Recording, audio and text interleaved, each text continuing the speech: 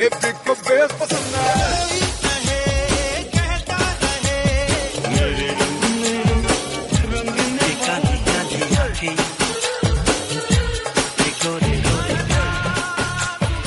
everybody, you're listening to the Khandaan podcast by the You Podcast team, a bi-weekly podcast revisiting the movies of Amir Khan, Salman Khan and Shahrukh Khan. Every show we pick a random year from 3 decades of collectively 300 films the Khans have done and let our listeners vote which movie we should talk about. So it's entirely up to you. Pick a team, make a vote, take us down nostalgia lane, punish us, or make us reassess a movie we dismissed. We love the Khans, most of us, sometimes.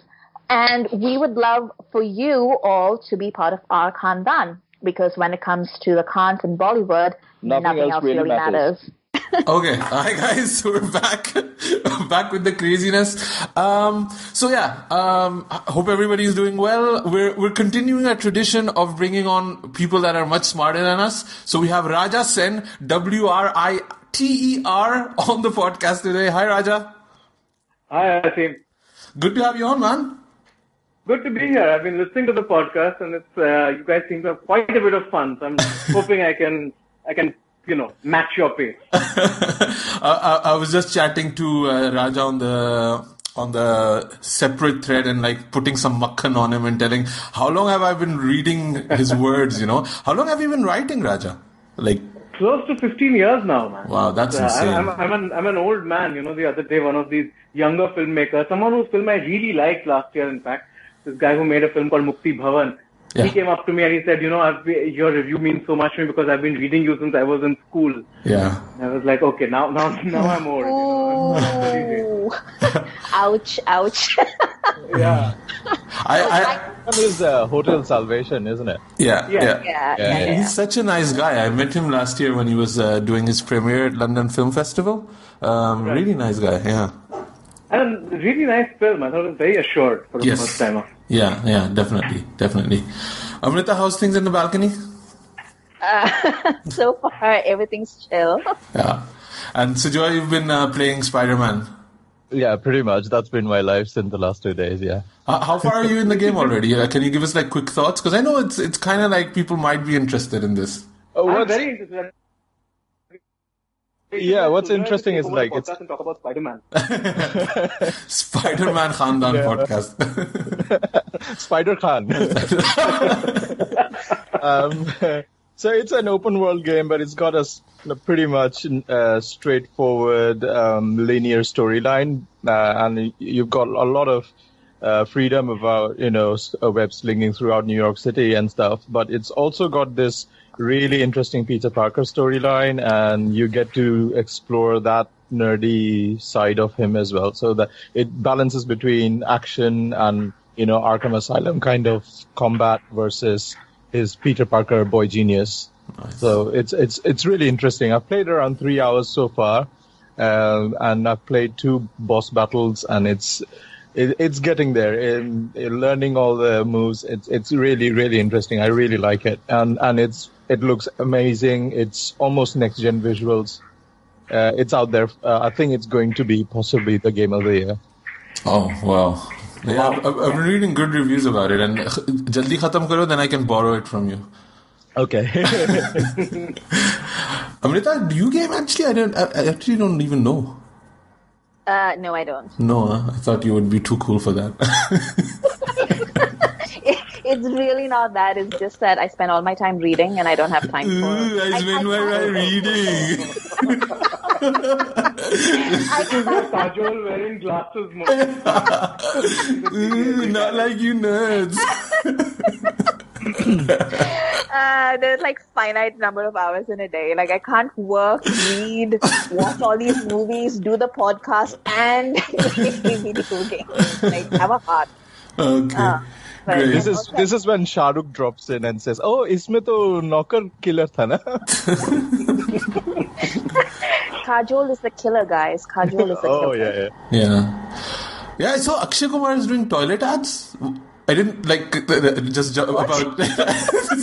Sorry, you just said What the hell, that came out of nowhere. Yeah. No, I was so shocked, because you just said Shahrukh was dropping in. I'm like, is this a thing? Because obviously, I don't watch Indian TV, but Akshay's doing toilet Harpic ads or something like that. Like people come to clean his toilet, or he goes to clean people's toilet. Have you seen those? I haven't seen this yet, but what I have seen is something more disturbing, which is what happens just before the movie starts right now, because they've removed that horrible, in Indian theaters, there would be this Rahul Javed talking about not smoking, and it was just like the worst thing Javed has ever been in, And then now they have the Akshay Kumar talking about trying to say anti-smoking and women's hygiene all in the same breath, basically.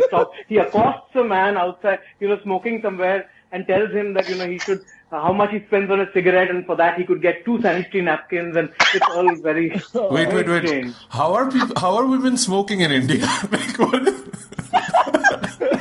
What's going on? Yeah. Oh, I don't even. I saw a picture of him and Ranveer Singh, together, and I swear to God, Ranveer looked like his dad.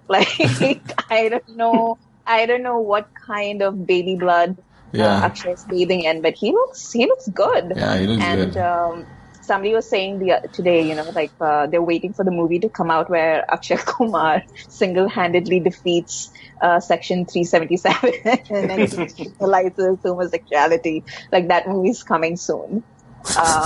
So yeah, prosper, I guess. Well, I don't know. The last time I saw him, he was in Gold playing a Bengali, so I've taken that a little bit personally. That accent is a bit too much to bear. Have you seen that, Sujoy? Have you been as offended by Akshay saying Shopna all the time?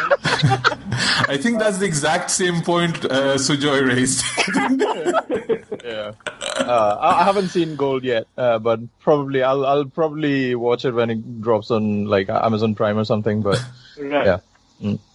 So let's do a quick rundown of what happened in the week. Anything that popped up our interest. There were a few trailers that came out, a few movies that came out. So last week last week Stree came out, and that seems to be kind of a big thing, right? I think they're reaching 100 crore, which is kind of the gold pass for every movie. But I think Raja has seen it. Anybody else seen Stree yet? No. I really want to watch it. I'll probably watch it tomorrow because O2 is screening just one screening. Yeah, they're being really annoying about it, right? Yeah. So I'll probably go watch it tomorrow. It's got really positive word of mouth from everyone that's seen it. Everybody I follow on Twitter, basically, including Raja. No, it's a pretty interesting film, man. I think these, Raj and DK, and I've worked with them in the past. I wrote dialogue for a couple of their movies, including Gone. So Raj and DK have written this one, and they like to mix genres a little bit. So this is not at all scary.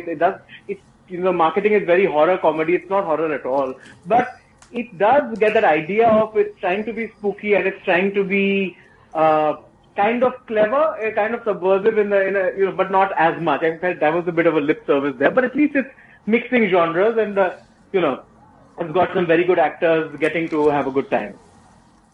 It looks good, and I was just saying, I'm just happy for Raj and DK that they have kind of a clean hit, because they've been grinding for a while, and their movies have always been interesting. I don't think they've always stuck the landing necessarily, but I think they deserved more than they were getting at the box office. So I'm kind of glad they didn't write this one. I think they produced and wrote. No, they wrote this one. Oh, they didn't wrote direct this one. Yeah. So that's good at least.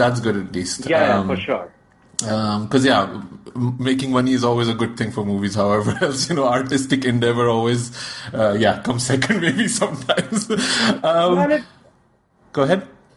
Yeah, and it is interesting to see the idea of this one female spirit going around this little village and all the men hiding around wearing saris or waiting at home for their women to come back while they're scared, inside. So all of that is, it is fun. It is fun it's not messaging really, but it's a fun layer to the whole enterprise. Amrita, have you seen it?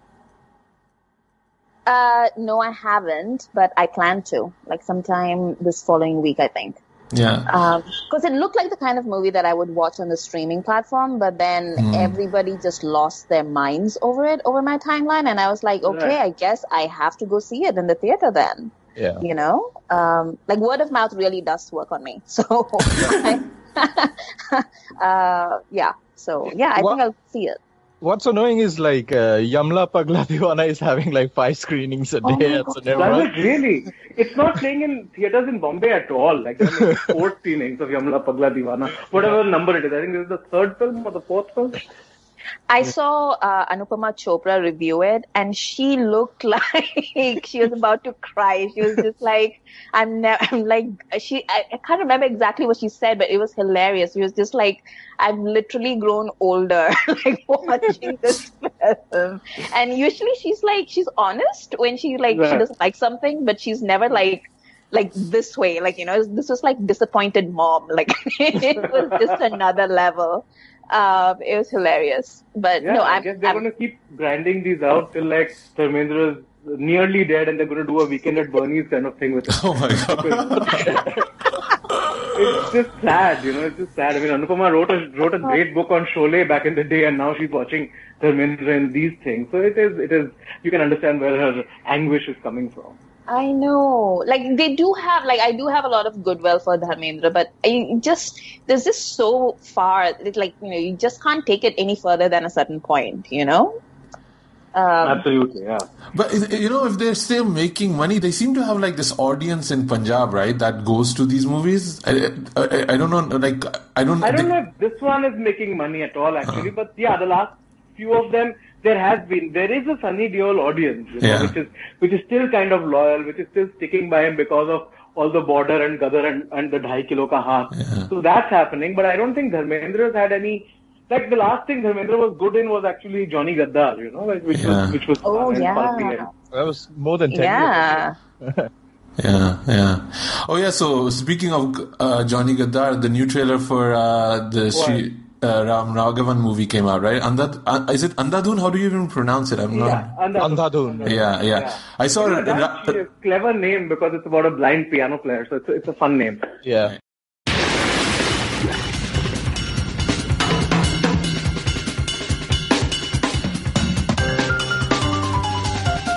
अंधा होने की problems तो सबको पता है. फायदा मैं बताता हूँ. Hi, good evening. How are you? I'm good. Oh shit. Amrita, did you see the trailer? Yeah. Or were you too busy reading books? I'm not going to let this one go. Huh? You know this, right? She hasn't seen 3 yet because she's waiting for the book to come out. Yeah. You know, when I smell blood, I don't let go anymore. I have smelled it. And then Amrita will be like, the book is better.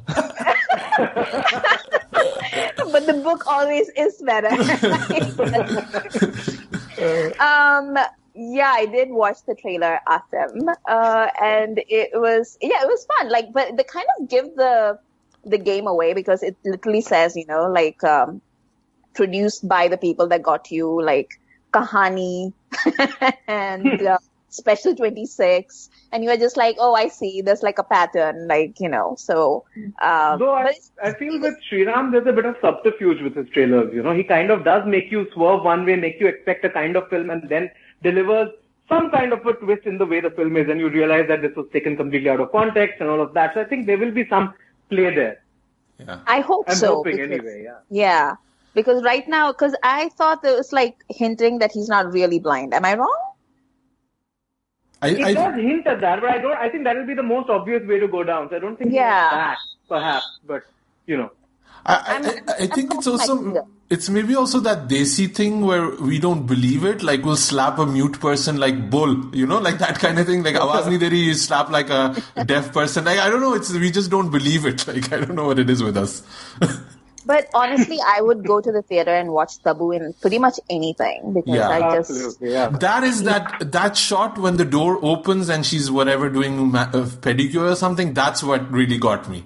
Like, right. like I love seeing Radhika Apte in like more kind of a bubbly kind of romantic kind of role because getting to smile, right? Yeah. It almost felt jarring because I had not seen her like that in such a while time. Like there's no hidden motive. She's actually just happy. I was like, oh, this is cool. And then when that shot of Taboo came, I was like, okay, I'm in now. This is cool. And it does seem like that genre of Johnny Gaddar, the way it's shot, like very kinetic in a way. But Raja, this seems to be totally up your wheelhouse. Oh, I can't wait to see it. There's a title track that's come out, fun video. Again, Radhika looking very cool.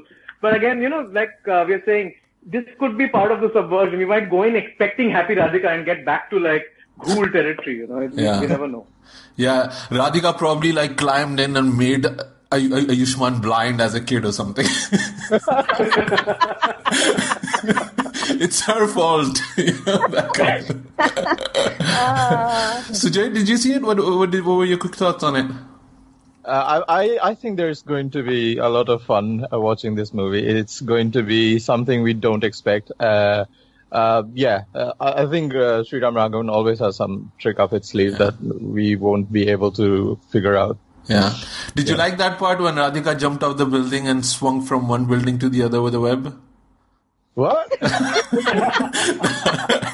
just like, how much is Spidey dominating your brain? Maybe you're like in your brain it's all one thing. I was like, really, Asim? Hey, it's Radhika Apte, man. She could do it. Your hopes were erased for like a quick second. And totally dashed again. What else this week? I think so. This week, the two things that are coming out is Laila Majnu and one other movie, right? Oh, so probably Paltan. Sorry? Paltan. Yeah. Fucking hell. Oof. I've seen both of those. You have? Oh my God! I do not envy your job, Raja. That's the day job, guys. That's the day job. I need to watch these so you don't have to. So if somebody puts like a gun to our head, which should we watch? No, Laila Majnu looks fun, no? It's pretty good, actually. Yeah. It's pretty good. I'm surprised. It's a very pleasant film. It's simple. It's charming. It's got, young kids who are quite all right. The boy is actually pretty good, especially as Majnu gets, more intense and like starts losing his mind. Yeah. But yeah, it's a pretty straightforward adaptation. It's set in modern day Kashmir. It's proper romantic without trying to lean on the rom-com crutch. There are no silly jokes. It's plain drama. It's played out well. It's got decent actors, and yeah, it's quite effective. I quite liked it. What about Paltan? Paltan, my God, it's J.P. Datta still trying to make border. Yeah. It's very, it's not ideal. I didn't even realize that. So I saw Anupama's review too, and she mentioned the word. This is a trilogy, and I had not even understood that he was actually making a trilogy. Is it? I didn't know it was a trilogy either. So it's Border, LOC Kargil, and now Paltan. So he does have some like ideas about where this was going. So it's as terrible as it looks, right? It is really bad. Don't even go close to it. I mean, you can't even ironically appreciate it. Yeah. Because my issue was even that I couldn't even understand which actors was in it because they all look the same. That's true. which is very problematic. Like on a poster when there are 7 faces and you can recognize 3, it's a bit of a problem. Yeah, I mean, the only thing you can pick it out is like whose mustache is angrier, Is it Sonu's? Is it... Wait, but I dare you to name 2 more of the actors. This was it, honestly. And Amrita and Sujoy told me last episode that Sonu Sood was in it. So this is... Wait, but I'm still stuck on the fact that this is a trilogy. Like, what is the connection between LOC Kargil and Border, apart from the fact that they're both about armies? I think that's they don't need more of a connection, do they? Yeah. Like this is we make movies with like just because they all have Imran Hashmi, they're called Murder 1, 2, 3, 4. They have no connection to each other. So this is just JP Datta box set. Yeah. Amrita, Houseful 4 is coming out. You know that, right? First day, first show, man. First day, first show. Yeah. But I'm glad at least that people are waking up to what I said like weeks ago, that the Laila Majnu soundtrack is amazing. So now finally people are like agreeing to it, and I feel validated that I was like, I called it out in the trailer that the soundtrack was awesome. I've been like listening to it on repeat, and I'm just kind of glad that there's like new blood and new actors and they're doing good, and it's hard, like breaking through, making a hit, like a movie that people come and watch. So it's I think I'm glad that they pulled it off with Laila Majnu. I hope that it does well at the box office too, in a way. Yeah, and I like how simple they kept it. They didn't try to do too much. They didn't try to get over ambitious or get too wordy or bog it down in random Urdu. They've just kept it clean. And this boy is really good. He was in this other film that came out last year, which I really liked, called Tu Hai Mera Sunday. Yeah. Yeah. So he was the guy who played like this kind of smart-mouthed guy who lived as a hoarder. In the Bombay flat, he had racks in his flat and all that. So it's the same guy, and he's really good here. And he has this whole point where, she basically, and I've written about this as well, but she basically says that don't be too smart. And his rebuttal to that is, but I have to try and be smart because I know I'm not good looking, and that's really fun when you're watching the film and you realize this isn't, the most studly character out there, but his admitting that is charming, and then the film kind of follows through on that. Yeah. So it's interesting, yeah. And I think what beside the music, what also really sells me is kind of how Ranveer Kapoor he goes, like with the whole. I won't sing the song again because I've already messed it up for Sujoy. But when he goes. So basically, the joke is when the last time we talked about the Laila Majnu soundtrack, Asim started singing "Main Laila Laila chillaunga kutta paar." So every time I listen to "O Meri Laila," which is the song of the soundtrack, I just get reminded of Ravina Tandon and Govind singing "Main Laila Laila chillaunga." It's a very honest connection.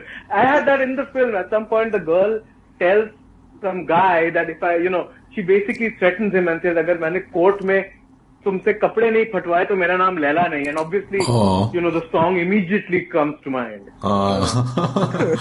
Basically, what I did with Sujoy is, when you give somebody like a cup of tea, but then you squeeze out the bag with your fingers and then you give the tea. That's what I did to Sujoy. Who does this? Who's giving you tea like this? I've seen it happen. Never drinking tea in Asim's house again. No. It never happens in our house. I've seen it happen. Oh, fuck. Yeah. I don't know. Maybe it's a Pakistani thing. I don't know. Maybe we don't just give a shit about it.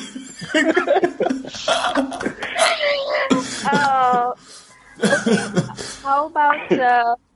How about Jack Ryan? Did Raja? You haven't seen it, right? I haven't, and it doesn't seem like my speed really. There's much more exciting stuff to watch right now, and Jack Ryan isn't really. I like the guy, and he just made that great horror movie and all of that. But yeah, I'll wait for people I trust to tell me it's really good before I give it a shot. Yeah, spoiler alert, it's not. I mean, there you go. It's good, but it's. But are you talking about the show or the book? I haven't. Actually, both. I have read the book, like not this one, but like I've read like the first Tom Clancy one, and it was shit. And it's very predictable. I think I'm not sure if I'm remembering it correctly, but I think in the first one, in the book, he saves the Prince of Wales and then becomes like best friends with the British royal family. Like it's that kind of trash, It's like very 80s white male fantasy, It's like that's what it is. So the perfect time to bring it back out, release it again, right? It's the time for white male fantasy. So it's the kind of thing that you really can't make like woke.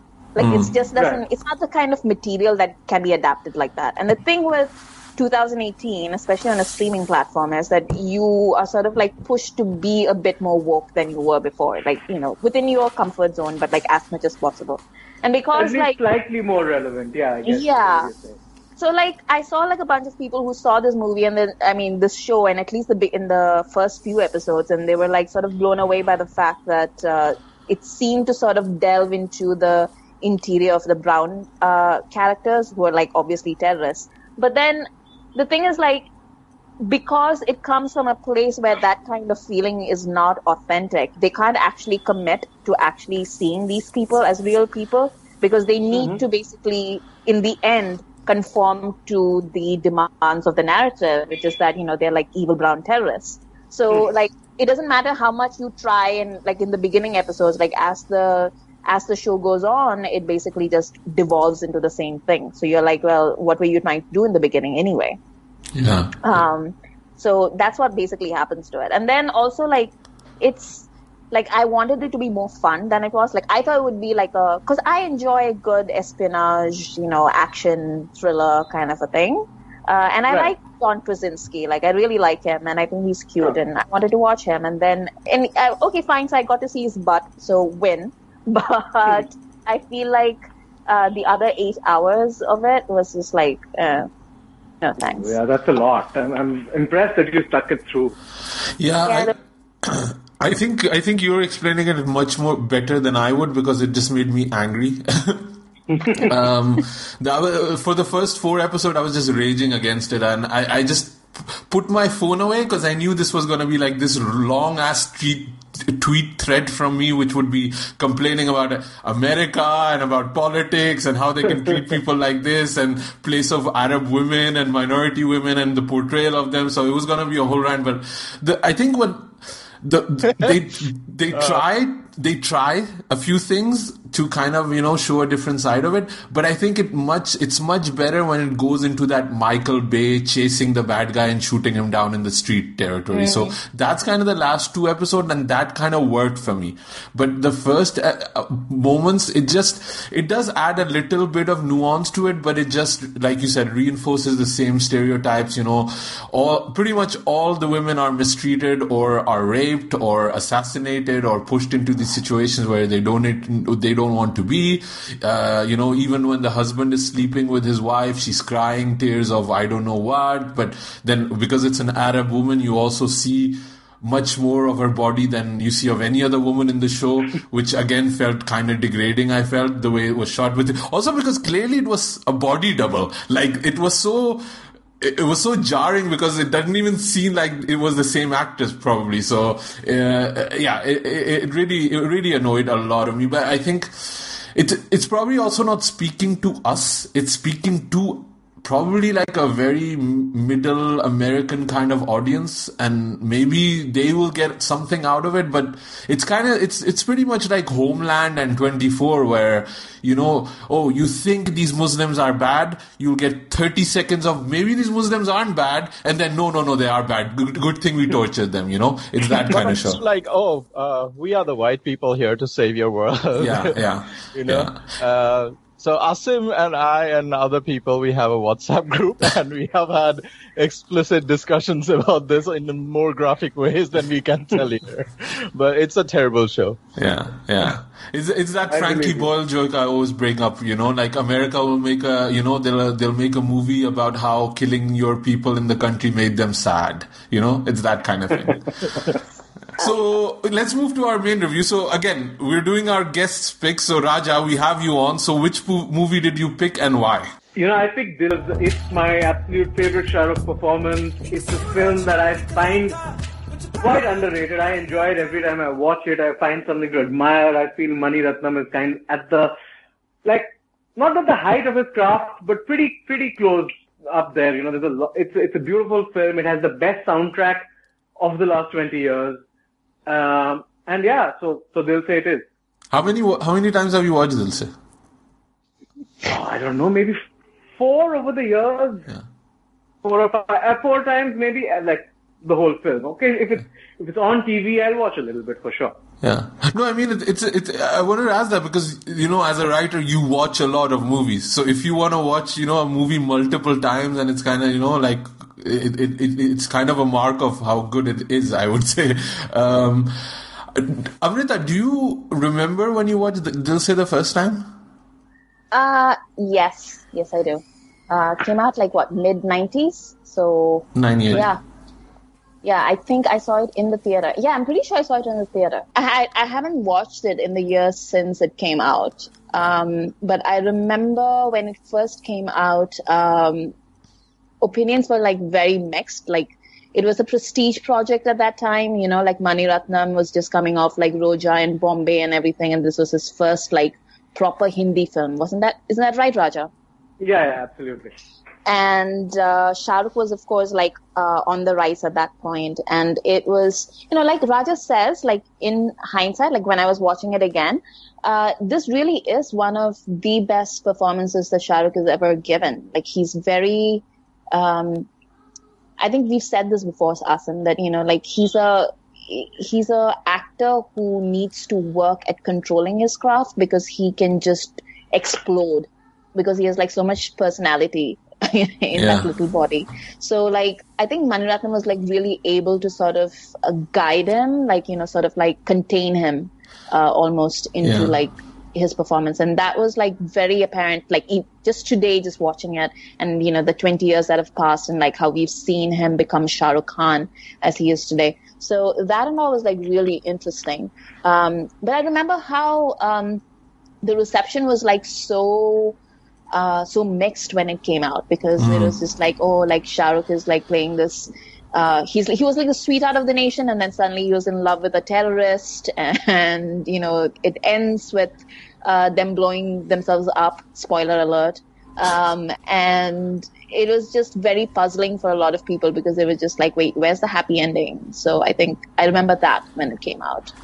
I was watching a few interviews too, like old ones, and there was this theme about, you know, it's like Shahrukh is playing a very common man. And like when I was watching it, I just feel like sometimes it was Shahrukh's process. No, I'm doing this like a common man. Oh, like a common man, you know, I'm running like a common man, you know, like it felt sweated like a common man. I remember not enjoying this movie when I watched it the first time, a long time back. This movie is 20 years old now. And I still don't like this movie at all. Really? Like, I love the soundtrack, and the songs as individual set pieces are brilliant, and I just can't find this movie enjoyable at all. Shahrukh is a great performer, but like his character just drives me against the wall completely. Manisha, I'm not a big fan at all. So her performance is just so, I don't know, suffocating to watch. I feel very, very uncomfortable to watch her perform, especially in this movie. And are these the same feelings you had when you first watched it, or have they now, is it different reasons why you don't like the movie than you did before? I think I find it really, I mean, this is pretty much a Laila Majnu story again, set in this world of, you know, a commoner getting completely obsessively in love with this person, and the woman can't, you know, they can't, their stars don't align at all. And I don't know if the reasons have been different then or now, but I just can't seem to find anything that I would say that I like the movie for this reason, except for the songs, really. It's interesting because, Raja, you probably don't know this, but I grew up in Belgium. So I was kind of in a little bubble where there were no other desis around. So we used to just get VHS copies of movies without any context. I never knew if a movie was a hit or people are talking about it or, you know, anything like that. It was just like pretty much the movie. And I remember I had like very high hopes because I'd been listening to the soundtrack and loving it. I was a huge A.R. Rahman fan at that time. I still am. And like you said, this is probably, for me, it's one of the best soundtracks like ever. It's so good. So I was really looking forward to it. And at that time, it didn't work for me for many, many reasons. And I didn't have the language or understanding of cinema at that time why it's not working. So it was always this thing where, Dil Se, theek hai, like it's fine, like the songs were good and that's what the focus on. But I really felt that the movie, and I don't think it was a massive runaway hit or something like that. I think it did mixed business, or was it even maybe a failure at the box office? I'm not 100% sure. But I do feel that there's been kind of a reappraisal, a kind of a critical acclaim, and people have been revisiting the movie, especially because it's now 20 years. And for a lot of people, it was like the movie that convinced them that Bollywood is amazing and it's doing something different. And a lot of people have been talking more about it after it released, years later, than they did maybe at that time, I feel. But again, even when I was watching the movie, I felt that that period of 1998, I miss a lot of context, like even political context within India, because it was just not something that I was aware of. And, and it seems to me that it was that phase where there were a lot of these movies where people were, and again, this is coming from a Pakistani, so please don't, I don't know, I hope I'm not offending anyone, but I feel these movies were in a way struggling with their nationalism at that time. Because right. you had this, you had Shahrukh was really in that phase because he had Phir Bhi Hindustani, then he also had Hey Ram, which also kind of deals, but then 2 years later Mission Kashmir came out, Fizza came out, and I was just thinking, I don't think these movies could come out now. Like, I don't think Dil Se would even be, like, the way it looks like the climate in certain, not even India, in a lot of countries at the moment, where it, a movie is pushing back against kind of a national identity. It seemed like very ballsy. Like, I was watching it and I was like, wow, they made this 20 years ago? I don't think they could make it now.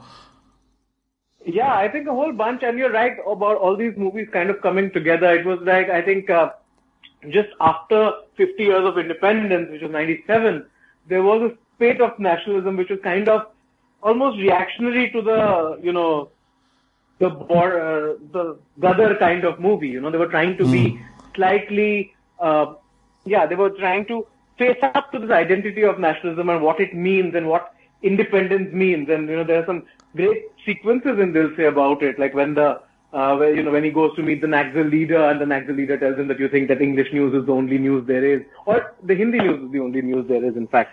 So there's a lot to kind of, the film unpacks for you, But yeah, you're right. There were a whole bunch of these that came out at the same time. With, the mileage varied, of course, in terms of how good they were, but they were definitely trying to say something. And I think Mani, for him, he had done Roja and he had done Bombay, which were his only two really the films that were in the north. And this was his first Hindi film, and this came with a lot of hype also because it was co-produced by Ram Gopal Verma and Shekhar Kapoor.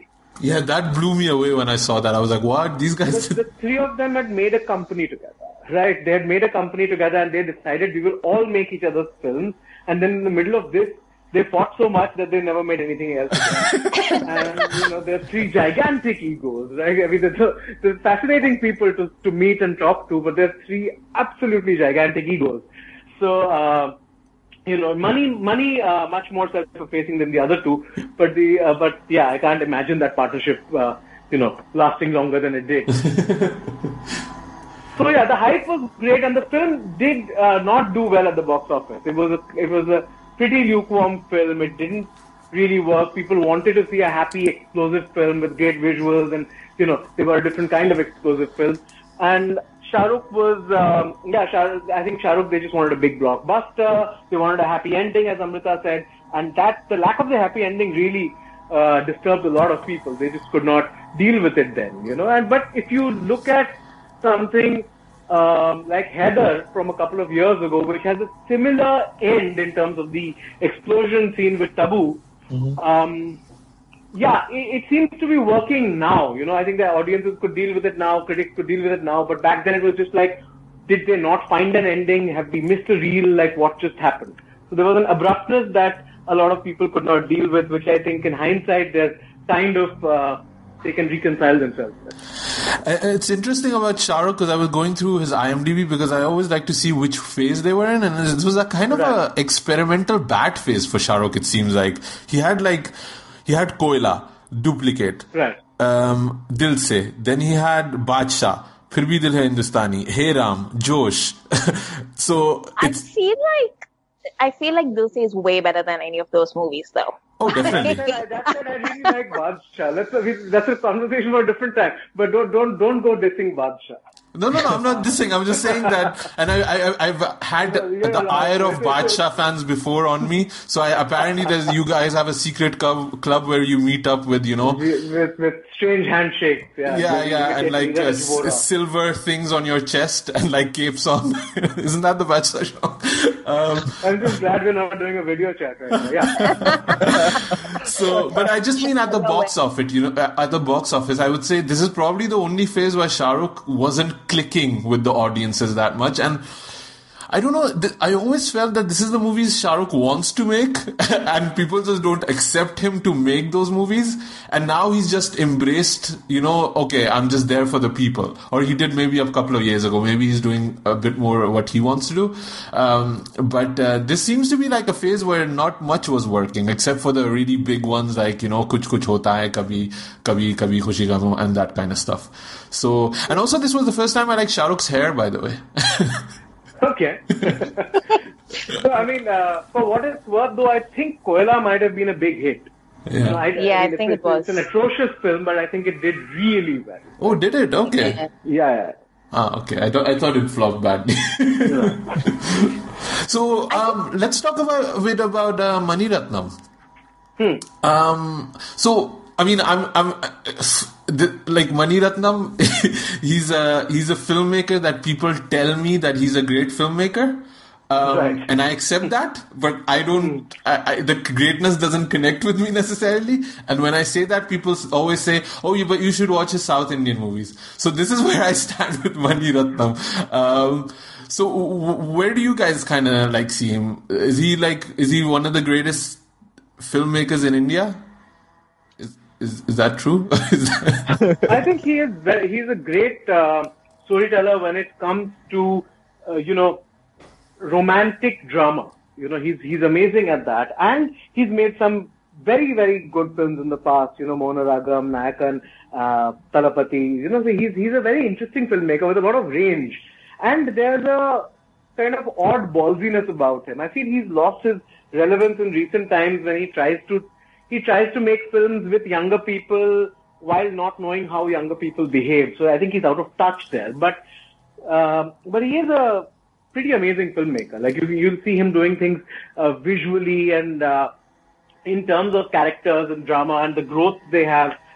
He's built some great characters and worked on some great soundtracks and created a really visually rich body of work as well. So I think he's definitely up there, and it's always exciting. A Mani Ratnam film, you will always go in with some hope that this is going to perhaps affect me on some level.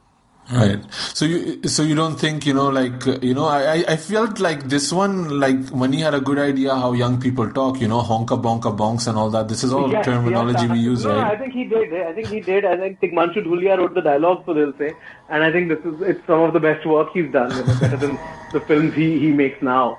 But, I think it's a clever film, and I think this one was 20 years ago. 20 years ago, Mani was in step with what was cool. I think right now, maybe not as much, but yeah, he's definitely got his. I think he has something that we don't appreciate enough in directors, in which that he's competent. Because you talk about like how somebody or the other is like a genius or like has like an amazing idea or something, but Mani Ratnam is consistent. Like for past 25 years or so, he's put out a product that's like very consistent. Like you can, not even 25, it's been like 30 years, right? Yeah, more than 30 years. Because I was watching his movies in the 80s. And so it's just very consistently like well made, with great music, with, like really good characterization. Like his character work is second to none. And he, like Raja said, he tries. Like you can see, like he might not always nail it or land it. And in retrospect, you see some of his work, and you're just like, well, it doesn't really fit where we are today and what we think today. Like there's a huge conversation happening right now in Tamil cinema about like the place of Mani Ratnam and like his work and whether it's too Brahminical and all that kind of stuff happening. And I'm not Tamilian, but I do understand Tamil and I do watch his movies in Tamil. Amrita, can you give me some context? Because I didn't understand. It's to Brahmin? What does that mean? So the whole thing about so in Tamil Nadu, there's this whole thing, right? Like they've been part of the Dravidian movement. So it's been, I don't know how to give you the context. I feel like there's an entire history lesson out there. Okay. But basically, the thing with Mani Ratnam is that he's a Brahmin and he's a filmmaker. And so even when he makes movies about like people from other castes, then it sort of like gives and like the perspective is not equal, is basically what it's like a privileged position that he's kind of looking in from. Okay. Right. So when you have the same stories that are being told by, say, Dalit filmmakers or from filmmakers from other castes, you can see the difference in perspective. You can see how certain narratives are presented. And I think that going back to Dil Se, I think Sujoy was tweeting about this, like when he was watching this film as somebody who's from the Northeast. And he, like Sujoy, you had like some really strong feelings about like the way... I mean, that's kind of the jarring point where I completely lost with Amar, the character, right? So he's in love with this girl completely and obsessively, and he's trying to chase her down. And when he's being confronted and he's being beaten up by these goons or whatever, he kind of retorts with a dialogue which is very prickly. He says something which goes like, "Tum logo mein to पांच मर्द होते हैं एक औरत के," and he is talking this in context of this girl who he loves, you know. So that is kind of the context from where I see that. Is this what how the north or the south of India looks at people from the northeast to be, you know, courting five men and I didn't understand that line at all. I didn't even understand what the context of that was. I was like, what is he saying? So, like, he's basically saying because Manisha kind of lied that she's already married and he's getting beaten up by these men. So he's like, लेकिन तुम लोगों में तो पांच मर्द होते हैं एक औरत के. Yeah. So, so that the whole I'm Majnu, I'm obsessively in love with this girl, but yet I have this sort of thinking about the girl I love. Is that's why I don't really get, you know, that completely dissociated me from this kind of a character. I think narratively there was a point to his character saying that dialogue.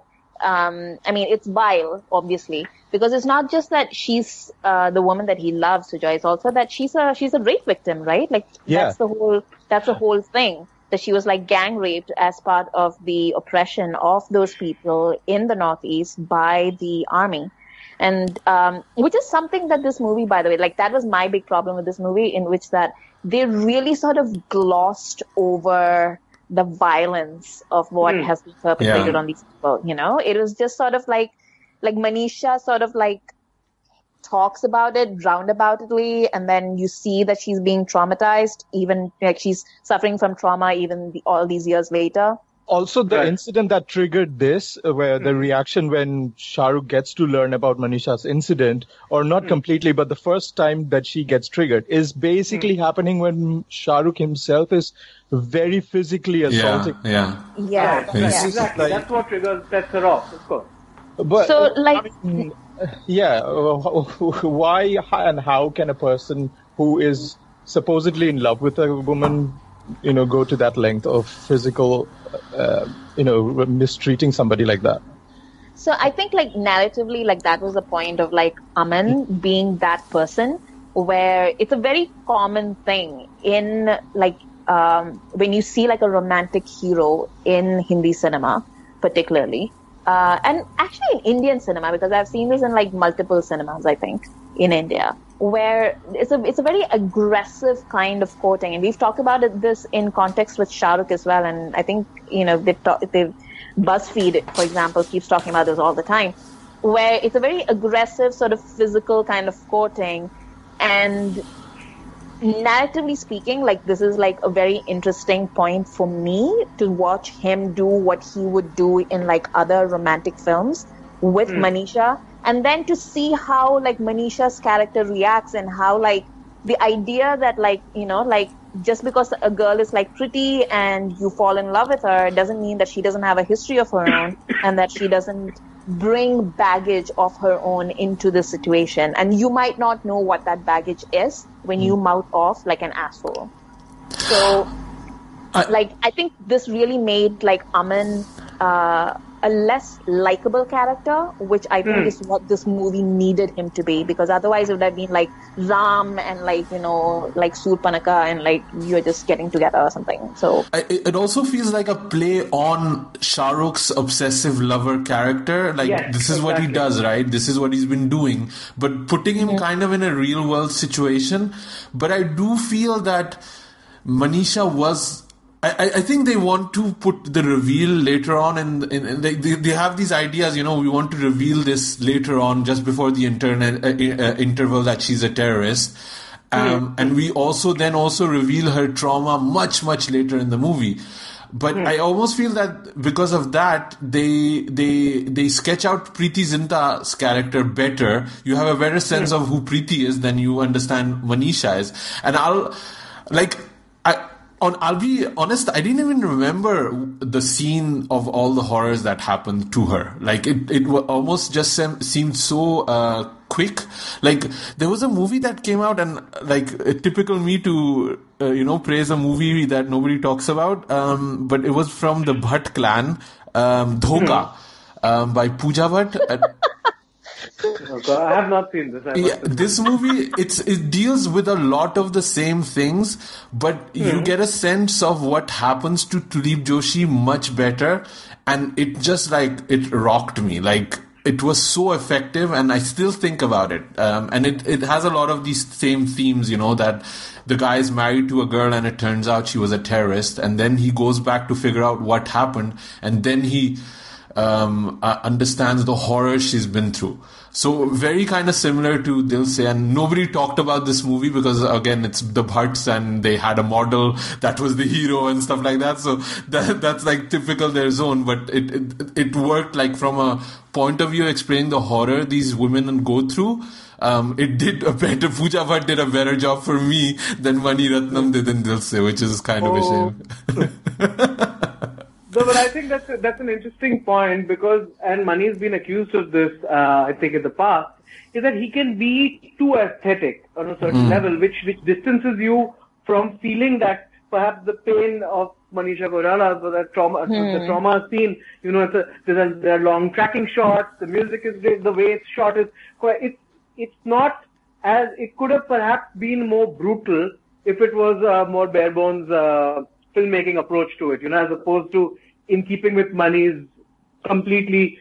I mean, this is I think his first film that really went visually over the top. I think they decided once they got those the Ladakh visuals and the lakes, and when they were shooting the songs, that they decided they would go completely over the top. So there is that operatic sense to the whole thing that if you don't embrace early on, then you will be completely against. I can see why you would why this would not connect with you. I think there's also Manisha Koirala. Amrita, was thinking of you this as Preity and Manisha Koirala. What are we doing to poor Amrita? Amrita does not like these people. No, she doesn't. I'm more okay with Preity than I am with Manisha Koirala. Like, I honestly cannot stand Manisha. I have not been able to stand her for a very long time. I absolutely cannot stand her in this movie.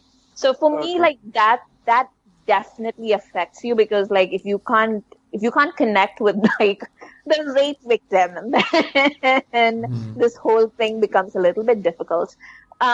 But Amrita, sorry, remember, like, even that she has been raped is a throwaway line. She just says it really quickly. It's never not just that. Like, when she is revealing her sort of flashback story, she is. I barely can understand what is she saying. What she's saying, yeah, she's not breathing properly. I'm like, fucking enunciate, Exactly. So like for me, like all I remember, like after like 20 years, like before I saw this movie, all I remembered of Manisha in that scene was like how she like locks jaw. Yeah, lockjaw. Right. Where she's like, I remember that scene, and I remember like watching that on the big screen like 20 years ago, and thinking, I don't buy it. Yeah. Like, I just didn't buy that performance. And that's sort of like, I think that was my big problem with that movie at that time. And I think that is again one of my big problems today, because I was actually thinking of that scene in Ravan where Priyamani is like talking about how she was raped in prison. And it is for me, like, that was the superior performance, because she's not like, it's not any more graphic or any more brutal the way that it is shown on screen than it was in Dil Se. Like, you don't actually see her being raped or anything, but she's just sitting there and she's like talking about like what happened to her. And then you cut to like her floating in that well. And for me, like, that sequence like absolutely destroyed me when I saw it in that movie. And maybe that's just like, and I don't know if it's just that Mani Ratnam learned how to do that kind of scene better in like the 15 years or something that had passed between those two movies, or whether it was just the difference in the performance. But that, to me, like, is like night and day. And also, like, the other big thing for me is like, why are they in Ladakh?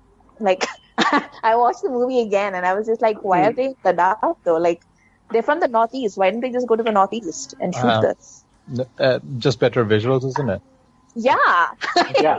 It was literally like Santosh Shivan can make this look much better in Ladakh. Like, speaking of the over-the-top visuals that are happening outdoors as well as indoors, like one of these conversations when Manisha has come back and is begging for a job to Shahrukh, right?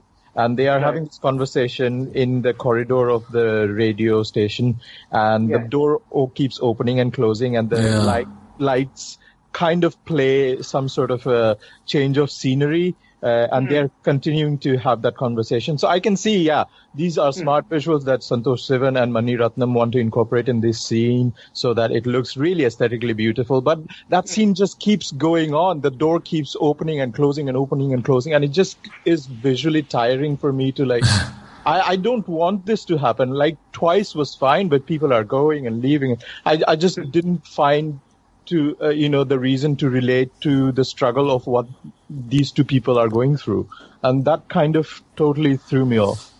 It worked for me. That scene actually worked for me. I just felt it was just, the way it was shot, it was just so claustrophobic, and that light appearing and disappearing, it almost felt like torture for Manisha. And I think that's what it maybe wanted to, convey to us. But sorry. That's actually my question. Like, what do you think of the relationship between Shahrukh and Manisha's characters in this? So I think, like comparing to like Laila Majnu, Shahrukh is definitely Majnu, right? But I don't see Manisha to be a Laila, because I don't like, she is totally, she does not have the freedom to fall in love, and she knows that. She is sympathetic with this character. She does not want to cause any harm, but doesn't mean that she is in love with Shahrukh. That's my take from it. Sure. I mean, I think one of the things that stuck with me, even when I saw the film back then, I was in school when I saw it and everything, but, that Samay Nahi Hai was just the most, it was just the most unnatural and unexpected response to this man who was just like, committing himself completely to her, and she was just like so matter of fact about this idea that this is impossible and I don't want to even indulge this as an idea. So I agree with you in terms of Shahrukh being Majnu, of course. I think that's a clear parallel, and Shahrukh, even in the songs, I think that spells it out, especially in Satrangi Re, I think they're very Majnu-esque movements even. I think Laila is more like, I think he imagines she is Laila, and I think that is enough for a man to become Majnu, Just the idea of transferring the Laila concept onto a woman. So I think that's what it is. And like Amrita said, you're not supposed to like everything Shahrukh does or the way he behaves. He's very violent with her. He assaults her. I don't think the film endorses any of that. And that I think is interesting to the film. Again, it's not the way your 90s hero would behave. It's not the way Shahrukh behaved in most of his films. But I think Mani is letting him do things that the others would not, and which is why this performance comes out. Like in comparison with like Band Baja Barat, when Bittu and Shruti meet on the bus, and he's like friendship karni hai, and she's like time nahi mere paas. That's kind of the style of samay nahi hai mere paas, you know.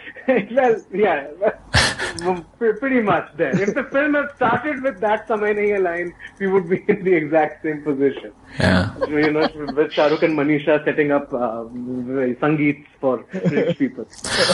I do like that they've like it is kind of ambiguous with and Manisha in certain moments, especially in that when the bus breaks down and stuff like that. I did like how, you know, she's playing with this idea of creating, you know, an alternative version of herself that didn't live through this trauma, that could get married to this guy, that could, you know, be a dulhan and wear jewelry and all that kind of thing. So there's a few shots in there that, you know, I like that Manisha or the movie, one or the other, is playing it that way, that there's definitely those, you know, those little touches.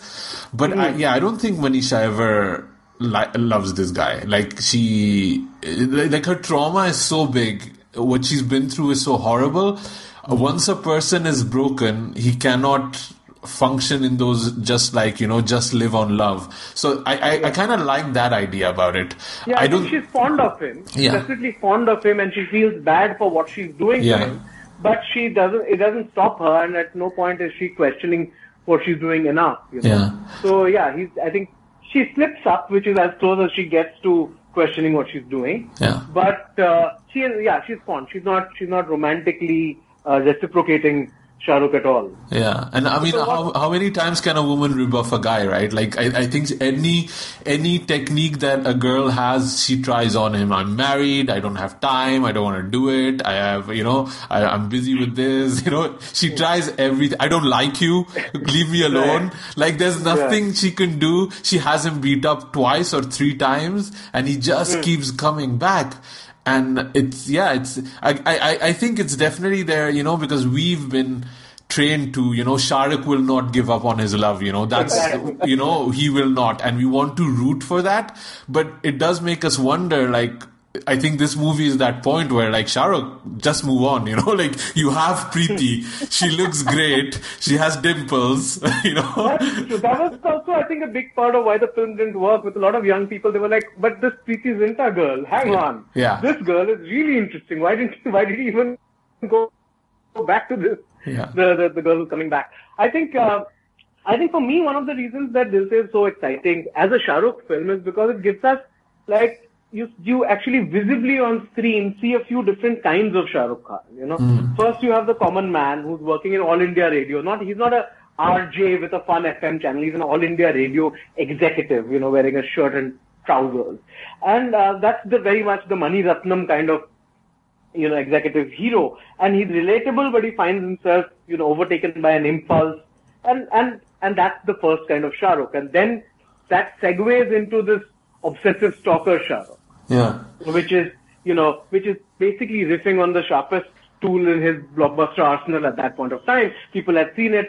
He had done Bazigar and Dar and, you know, a really psychotic one, Anjam.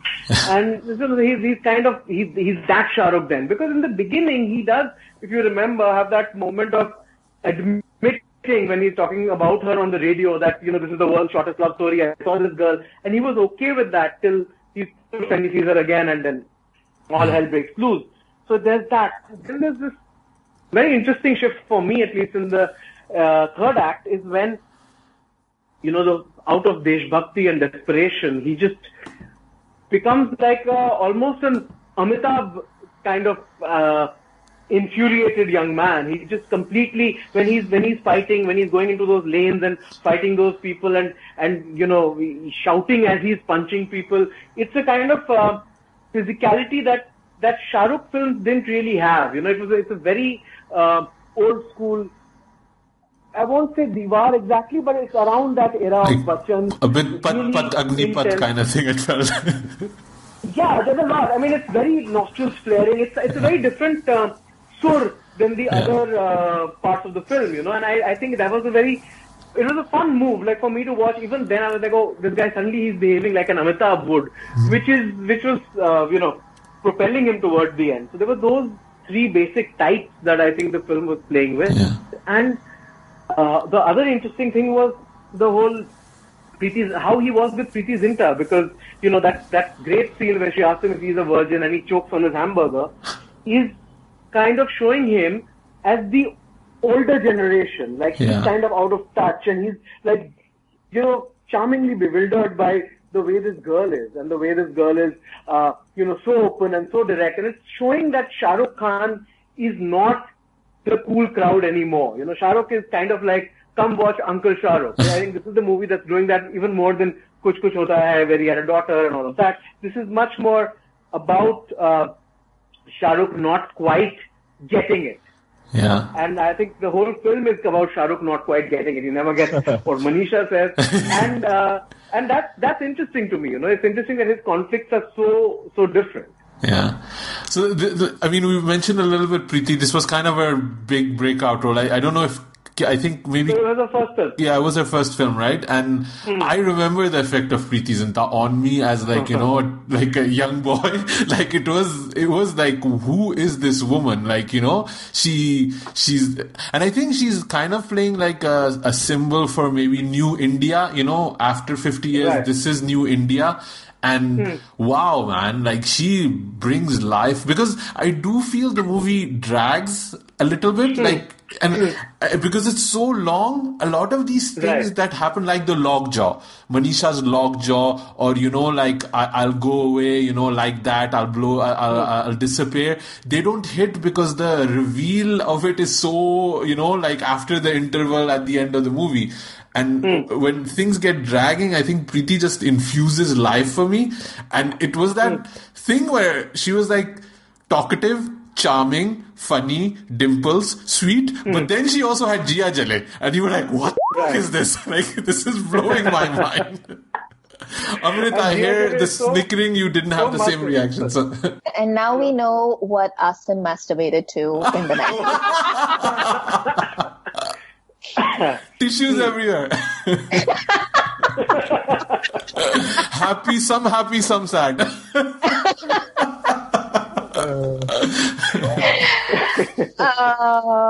Anyway, shall we talk about the music? Because I think we all love the music. Yeah. Yeah, I don't think it's possible to really like this music. It's such a great soundtrack. I mean, it would be fun to just argue about the favorite song, because I don't think it's easy to pick one. Let's do that. Let's have that argument. Yeah. Should we start with Asim's Jia Jale and then take it from there? No, that's just visuals. That's not my... It is a great song. It is great. Like, yeah. Also, like, equal opportunity. I think Shahrukh looks pretty hot too, actually. It's not just pretty.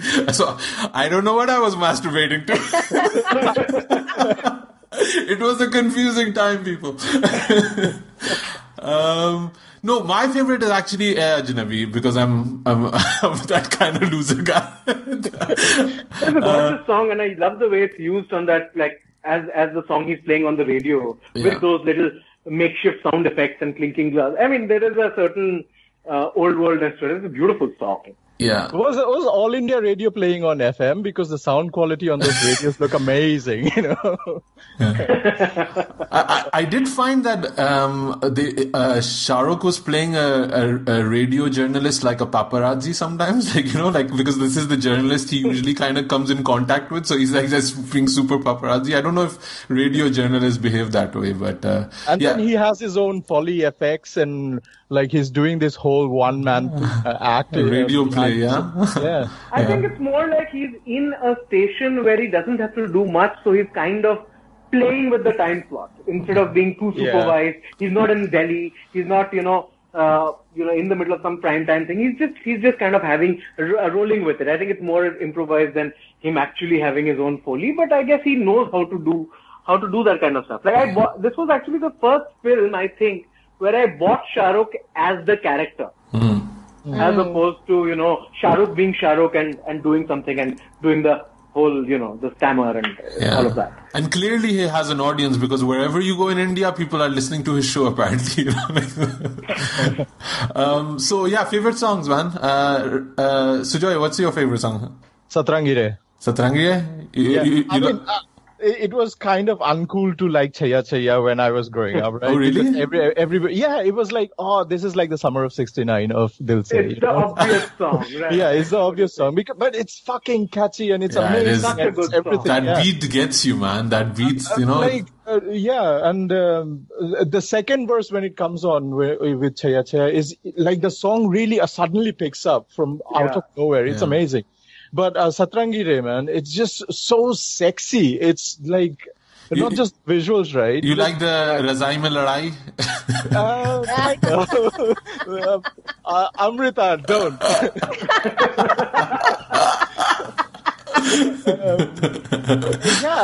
Like Sonu Nigam's vocals, and then that whole verse when the female voice is saying, Kavita Krishnamurti, oh wow, my God, that's just amazing. And the visuals are very much like, 90s Madonna, like Frozen and all that. It's just, everything about this song works for me.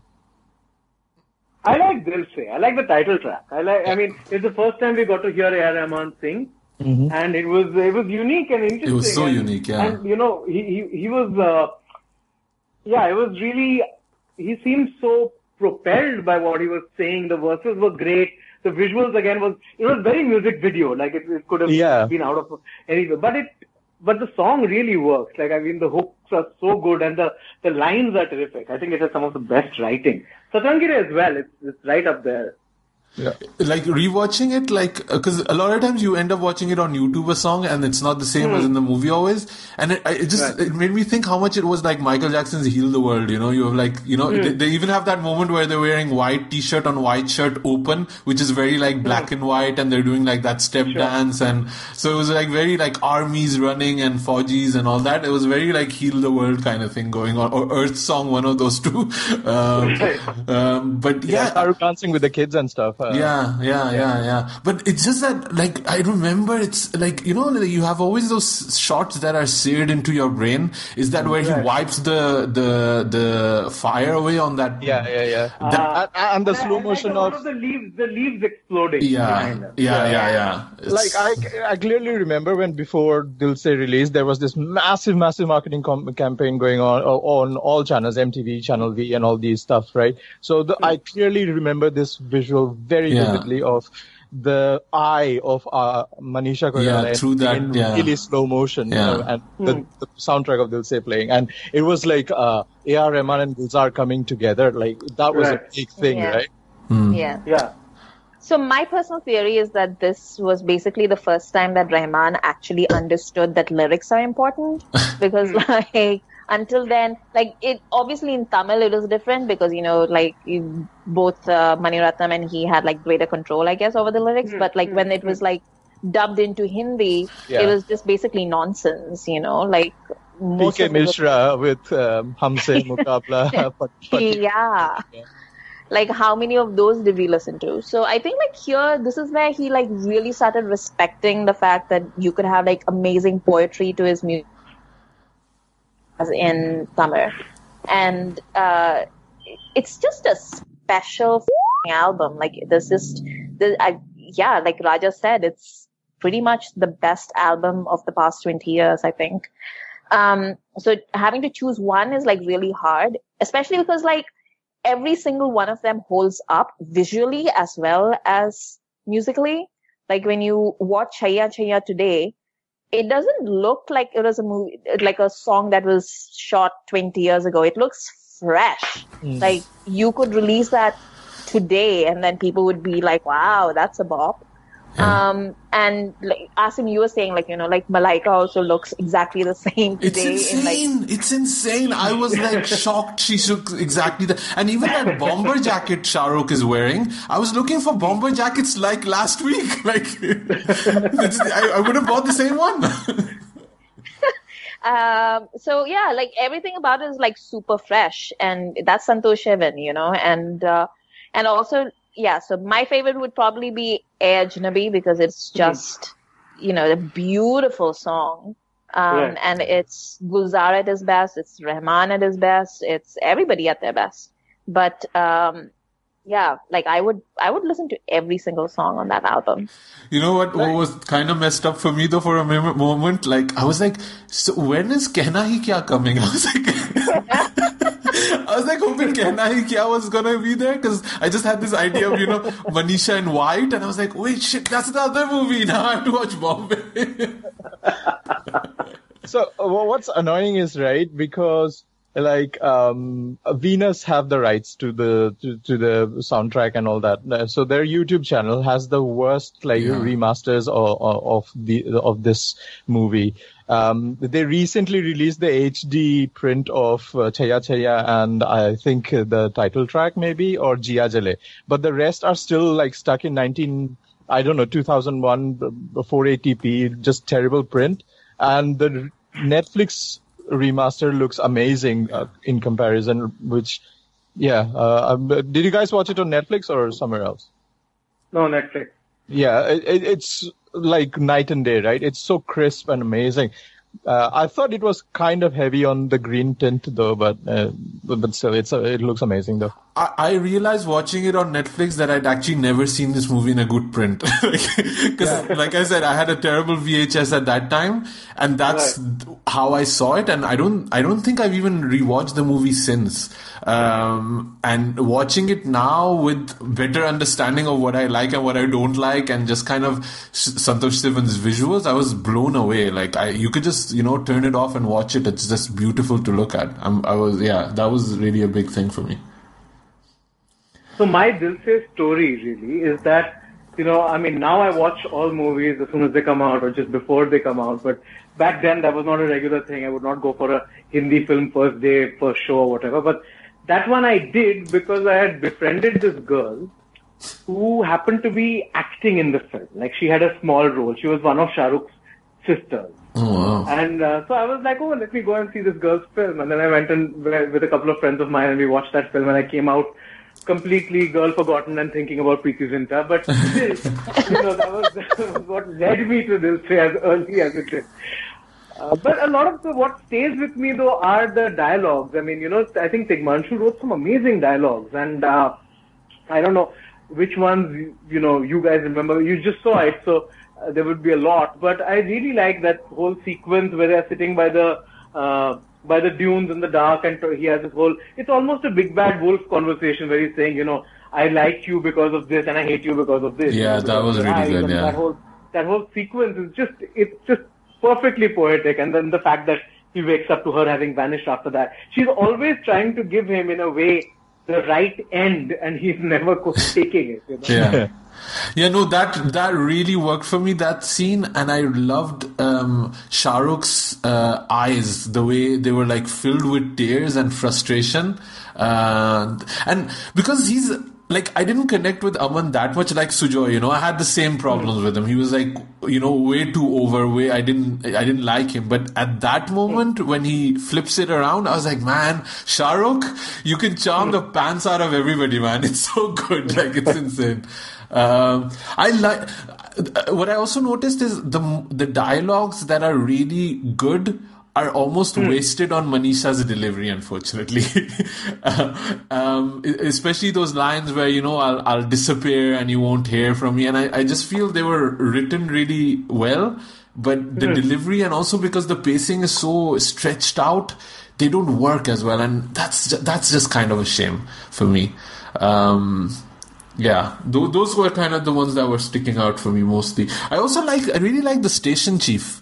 The lady that's playing the station chief, because she pulls a 500 Days of Summer on him, where she just flat out tells him, this is not love, this is infatuation, and he just doesn't listen at all, which is the typical Desi guy. But I also read somewhere that what Mani wanted to do, or he does, I don't know, is that he wanted to have the 7 stages of love, have Shah Rukh go through it, love, infatuation, obsession, all that kind of thing.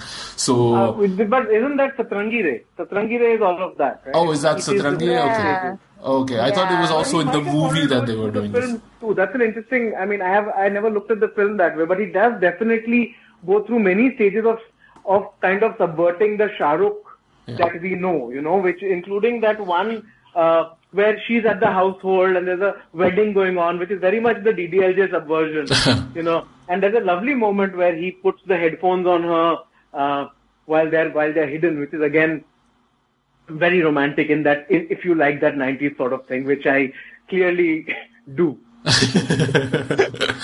I was just getting nostalgia about that Sony headset. That yellow headset. I was like, oh, back in the day. And about Walkman. Yeah, Walkman. Amrita, any dialogue or scene that stood out for you? I think like after all these years, like, you know, like it was still that "Are you a virgin?" delivery, because Preity like really nailed that one. But unfortunately for Preity, I think like that sort of defined her career as well. Like she was like forever after, like she was that girl, you know? Yeah. Hashtag bubbly. Yeah. And she hated that, didn't she? She wanted to do different things or something? Yeah. But she didn't take on roles that like nobody else was taking on at that time, right? Like even Kya Kehna and even Salam Namaste, she was like doing things that, you know, if you need to get like a girl pregnant before marriage, we get Preity, you know, that kind of thing. That was her role in cinema then. Yeah, that was her forte. Anything? But did you guys realize there was like Shad Ali in this movie as well? Who's Shad Ali? Yeah, but like the just after Chaya Chaya, when Amar is in the northeast of India, somewhere in Haflong, I think, and he's interviewing all these people, and there is this guy saying about, you know, what has independence meant for them, and he's like nothing and all that. That particular guy is Shad Ali. Oh, right, okay. Yeah, and then we get Digbanshu Dhulia is also in it for a very minor role, and Piyush Mishra is in it as the CBI head.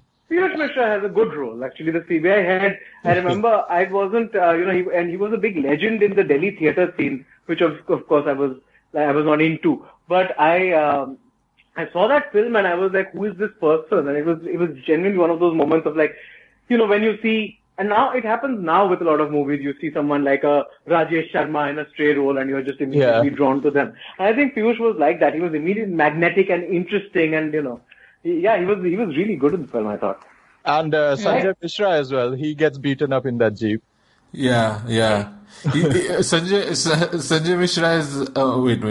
Let me double check him. I'm not talking about the wrong guy. You know how? Yeah, he is. Yeah. So, I was thinking he's playing like Nawazuddin before Nawazuddin got big. You know, like kone mein khada hua hai, audience ke piche, like get beat up and stuff. Nothing to do, poor guy. Filmy malaria John. That's a reference for the episode. But Meeta Vashisht was really good. She's always a strong actress. Again, with big TV history. I don't know if you guys. She was the friend. She was Manisha's friend and the co. Yeah. In fact, she was in like Swabhiman and all that, right? In the 90s. Yeah, exactly. Oh my God, I love their workout gear. I just laughed when Preity opened the door and they're like doing squats and push-ups. No,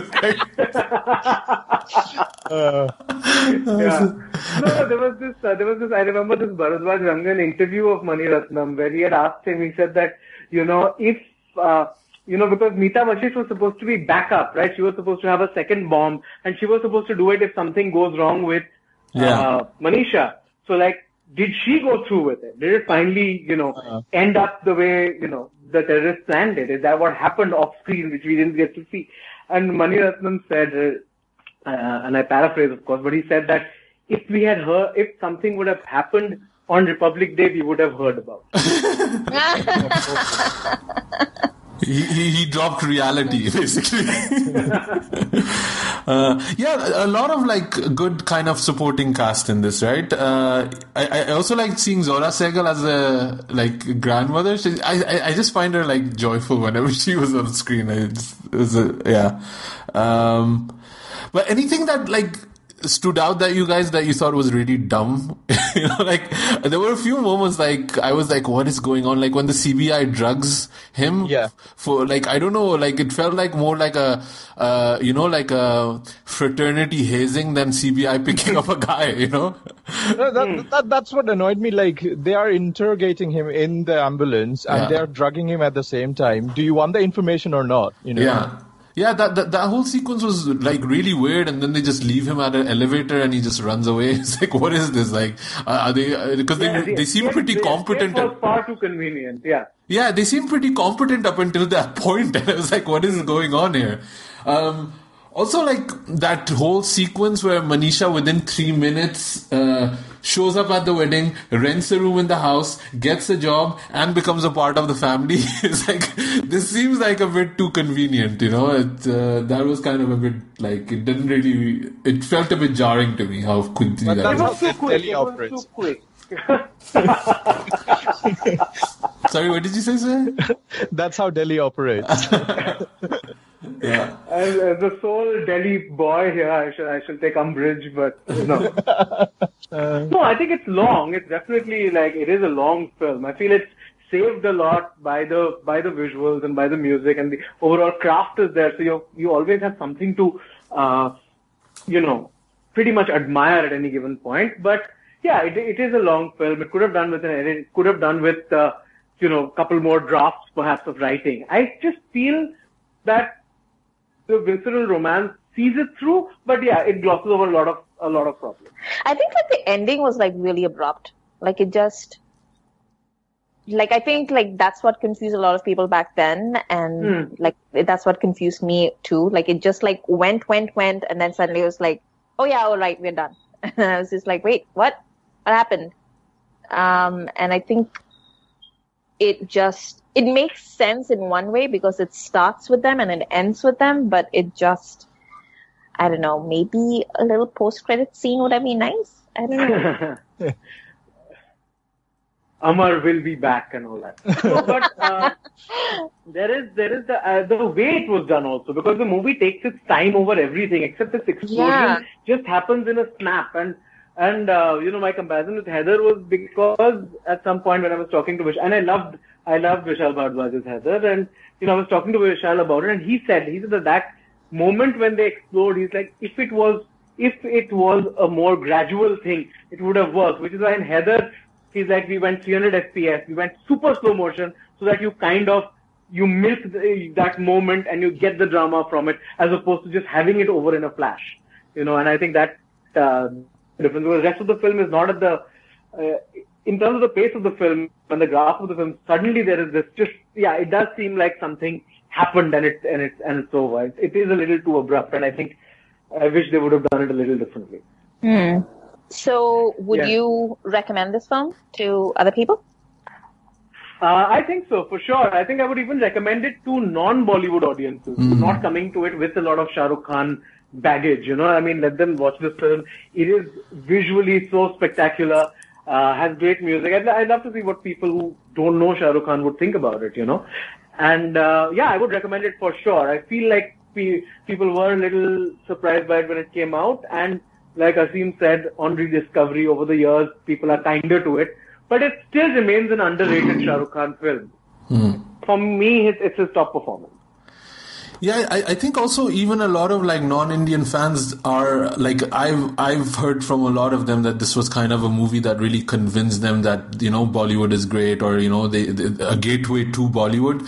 And I think it's also just the visuals of it appearing on Netflix and stuff like that, or Chaiya Chaiya being featured in so many movies like Inside Man, and people are doing dances on it, viral dances and stuff like that. I think it just seems to be kind of a gateway to Indian cinema for a lot of people.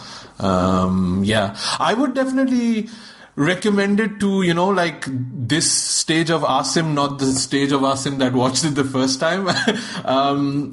It is long, and it is an investment. And there was a moment in Satrangi where I was just pausing and checking how long is this supposed to go, because Preity has not shown up yet, So it does take its time, but it really gets going at the end. It really got to me, the sequence of, because all of it happens one after the other. I also really like the whole parade and the army shots the way they're set up, it's really grand. Like you can really see, like, you know, how they probably shot on location and those celebrations were going on at that time. So you have that, you have Santosh Sivan, you have the music to kind of get you through, and then you have the reveal of Manisha. You have, because there's like all of the facade between Manisha and Shahrukh goes away in those final climactic scenes, and then with that whole, you know, the way it ends, it really worked for me, to be honest. I was happy I rewatched it. I'm happy that, Raja, you picked this movie, because it's probably not one I would have revisited otherwise, and I'm glad I did, to be honest. Yeah. I'm glad too, but Sujoy is not as glad. Let's hear. Yeah, my silence speaks it all. Yeah, let's keep it at that. I enjoyed the songs. Let's say that. Yeah. Right. But hey, now you know that you hate it. So. Yeah, I know for sure. Yeah. Great. Amrita? Yeah, it's definitely problematic for me. It was problematic for me before I went in, and it's definitely problematic now that I've come out. Mostly because of Shahrukh. No, I think with Shahrukh's was like a good performance. I have more problems with Mani Ratnam than I do with Shahrukh, to be honest. And Manisha. Well, Manisha, like, you know, like, it's not that she's problematic, it's just that she's bad. So,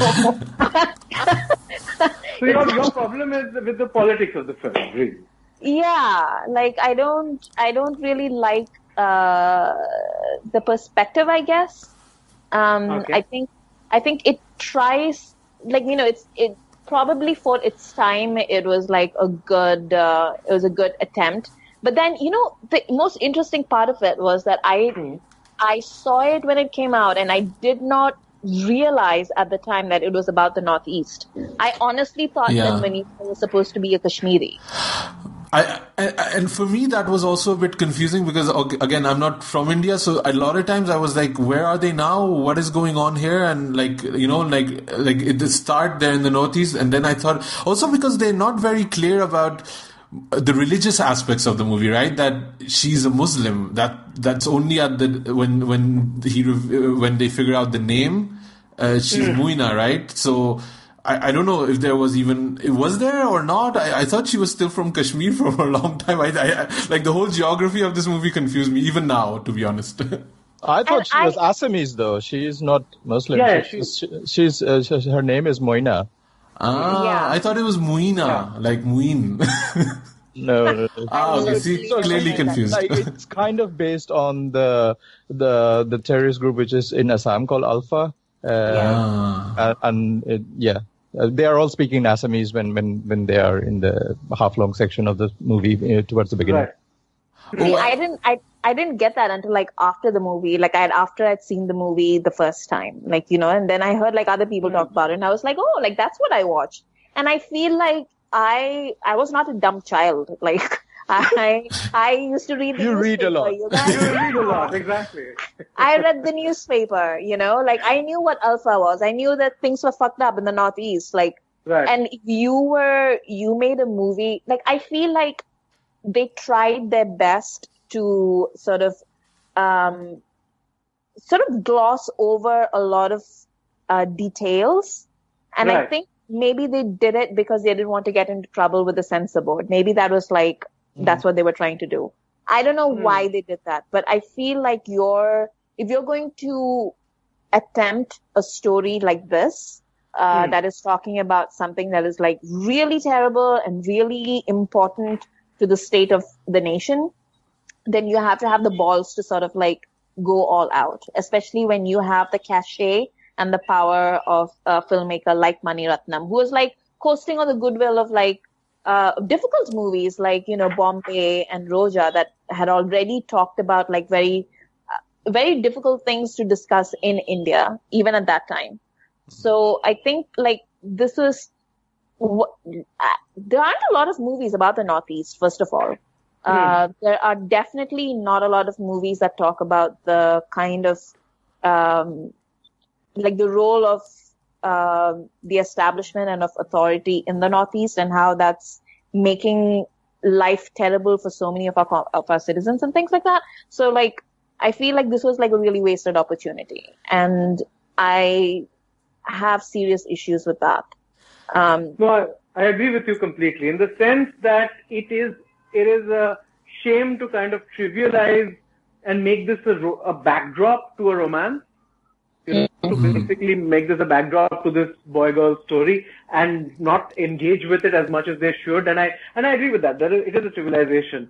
I mean, to me, the film works as a romance, as the characters, yes, but I know what you're saying, and I can see that perspective, yeah. So, how do you guys play this with, place this between Roja and Bombay? Because it seems also like a kind of a trilogy, No, it is a trilogy, I think. Or in a way, at least, yeah. Yeah. Because for me, what I was also thinking, it has that kind of that Jack Ryan problem in a way that you are still showing the story from a central government point of view. You are adding some nuance, and you are accepting that these people have been through trauma, but what we're doing is still correct. Like what the government is doing or what the main, ideology is, that is still correct. And I don't like Bombay and Roja. I don't think I've seen, but Bombay, it's been ages. So where do you kind of place this with that? So Bombay is definitely much more anti-establishment as a film. It's a lot. I mean, I remember as a kid also when Bombay came out, I was shocked by the fact that there were people in the background who looked like Bal Thackeray. I mean, all of that stuff was going on. So it was. I think this is definitely less provocative on those levels. I think he does try to kind of to a more simplistic narrative here. And yeah, you're right. It does not try to, it sticks kind of with, the convenient right and wrong as opposed to really questioning them. Because I remember, I think Roja also had a very kind of extensive torture sequence, no? That the main lead gets tortured or stuff like that. I've not seen it, so I might have just I haven't seen Roja in a while myself, but yeah, I remember the torture. I remember that being kind of harrowing. And the most provocative scene of them all with Arvind Swamy trying to, extinguish the fire on the flag with his belly, and he's just So I saw Roja in the theater, and I saw it in Tamil, and I saw it in South India. I can't remember if I saw it in Chennai or if I saw it in Cochin, but I remember seeing it in a theater in South India. And I remember that scene where so the terrorists set fire to the Indian flag, and then Arvind Swamy sort of launches himself at it and beats out the flames. And I remember the entire theater laughed. It was hilarious to all of us. It was just he was making these faces, and he was just sort of really flopping around, trying to beat it out. And I remember that, when all this stuff about standing for the national anthem and all that stuff comes out. Because I'm that was just 20 years ago when we were all laughing about it. And maybe it's just because the South is a different country. I don't know. But it was really over the top in a movie where that kind of nationalism seemed a little out of place, Yeah. But if I had to rank them, I'd rank Roja because I saw it. And I don't know, I haven't seen Roja for a long time, so I'm talking entirely out of my nostalgia for it. But Roja, Bombay, Dil Se would be my ranking. In ascending or descending order? What does ascending and descending mean? As in Roja being the best, and yes, Roja being the best, and Dil Se being the worst, I think. Wow. Okay. Yeah. Okay. I think that's it, right? Raja, where can people find more of your work? And thanks for joining us on Khandaan. And you also have a book out, right? I do have a book out, yes. No, it's been a lot of fun, guys. I review now for the Hindustan Times as of 3 weeks ago, so I don't know how long that will last, but we'll see. So I review there. I write about television shows for a site called Live Mint, and I have a book out, which is a children's book called The Best Baker in the World, which happens to be an adaptation of The Godfather for little kids. It's written entirely in limericks, and we have, it's out on Amazon, so try and find it and tell me what you guys think. Asim's a dad, so he should buy that. Yes, and also I would think Godfather fans in general, regardless of age, should try and engage with it. I mean, we've had a lot of fun. It's all full of in jokes. I have a great illustrator called Vishal Bhardwaj, who is not a filmmaker. And yeah, it was a lot of fun to do. We are working on a second book now, which is going to be a children's adaptation of Trainspotting. Oh. Yeah. So the series is called My First Matinee, and we're having fun with very mature movies that you can't show your kids. When adaptation of Wolf of Wall Street come out? You're not there yet, but we're thinking of perhaps going toward, some Kubrick next. We'll see what we can pull off. Amrita, where can people find you online? You can find me on Twitter at AmritaIQ. Sujoy? I'm on Twitter at @93K. I'm Asim Bernie. You've been listening to Khandaan. I hope you guys enjoy it. If you didn't or you did, drop us an email at youpodcasting@gmail.com. We're still going to be doing a few more of these guest episodes, which are super fun. And then we're going to change the format and let you guys know. So everybody, thanks for listening. Thanks, Raja. Thanks, guys.